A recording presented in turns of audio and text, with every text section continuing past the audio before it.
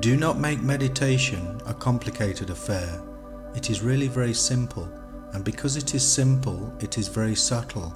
Its subtlety will escape the mind if the mind approaches it with all kinds of fanciful and romantic ideas. Meditation really is a penetration into the unknown, and so the known, the memory, the experience, the knowledge, which it has acquired during the day or during 1,000 days must end, for it is only a free mind that can penetrate into the very heart of the immeasurable. So meditation is both the penetration and the ending of the yesterday. The trouble begins when we ask how to end the yesterday. There is really no how. The how implies a method, a system, and it is this very method and system that has conditioned the mind. Just see the truth of this. Freedom is necessary, not how to be free. The how to be free only enslaves you.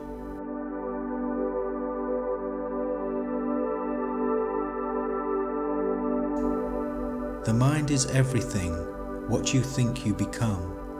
It is a man's own mind, not his enemy or foe, that lures him to evil ways.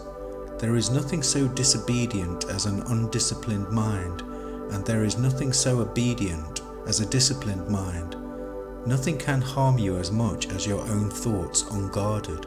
Peace comes from within, do not seek it without. There is no path to happiness, happiness is the path. In Buddhism, the word for meditation is bhavana, which means to make grow or to develop. Meditation helps the individual develop a different awareness, along with the energy needed to transform unwanted mental habitual patterns trapped within the subconscious.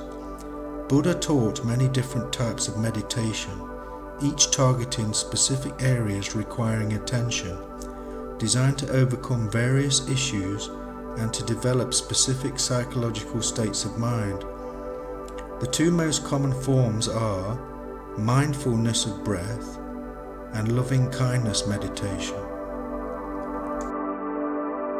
By sitting quietly and focusing on the in-out movement of your breathing, you can train the mind to be in the space between thoughts. During this process, intruding thoughts will come and go, distracting your mind. By going back to focusing on your breathing, those unwanted thoughts will weaken and pass. With practice, your ability to concentrate will improve, giving you moments of deep mental calm where inner peace will grow. Once the mindfulness of breath technique has been mastered, loving kindness meditation can be introduced. This form of meditation can influence the subconscious with positive words and affirmations. Phrases like, I am wealthy, happy and healthy. I am peaceful and calm. I am protected from danger, anger and hatred. Along with these positive affirmations, a good technique is to think of 3 people, one who you love, one who is neutral, and one who you have problems with, even dislike. In turn, wish all of them well as you view them in your mind. If this is done on a regular basis, the garden within the subconscious will begin to change. Those old unwanted seeds of negative emotions like hatred, bitterness, blame and resentment will go unwatered, overshadowed by new seeds of positive emotions and affirmations, enabling a whole new habitual nature to grow from within.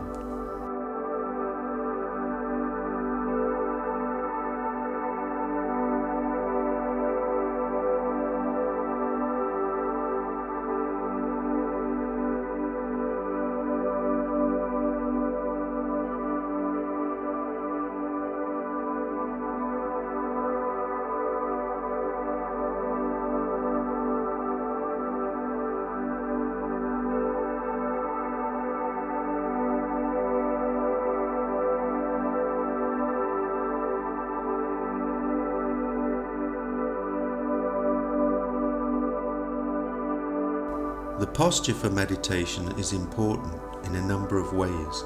The legs are crossed to create a stable base for the spinal column to be naturally straight. and to stimulate hemisync in order to activate both hemispheres of the brain. One must also feel comfortable in a relaxed, unrestrained manner. The more of the 5 senses you can stimulate during the reprogramming of the subconscious, the greater the chance of success.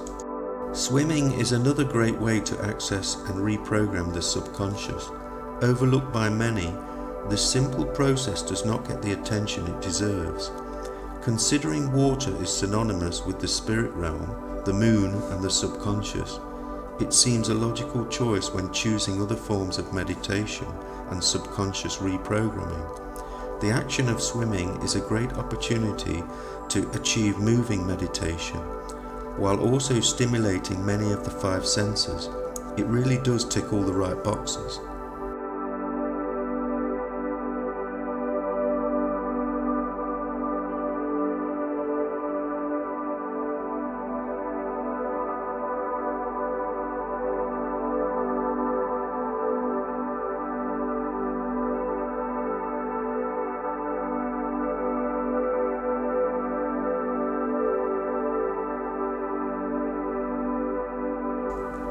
Because the subconscious is a non-judgmental magnet to emotional stimuli, there is another practical way to influence it, a technique which has been known about for thousands of years, concerned with emotions, feelings, visualizations, and sensory stimuli. There is no better way to energize all these right brain triggers than the emotionally charged orgasm. So whatever one thinks about at the moment of orgasm, together with strong affirmative beliefs, one can set some powerful seeds towards manifesting their own new reality. When both the focal and the subconscious are working together, the ability to influence one's own reality is greatly increased. With your thoughts, you truly do make the world. The state of the focal and subconscious mind acts as a spotlight on specific frequencies it is aligned to. Anger begets more anger, and love begets more love. It is the universal law of attraction. The familiarity of a thought will make it much easier to notice and materialize on the outside. True meditation is to center one's consciousness in silence, not to go anywhere or reach for anything, just to be centered in silence. From this position of oneness, prayer and positive affirmations can be introduced for maximum effect.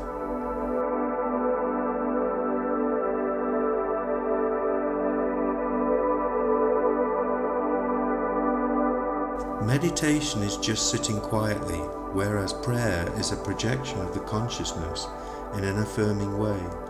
So to create the right environment for prayer to be effective, it must always begin by centering oneself through the act of meditation.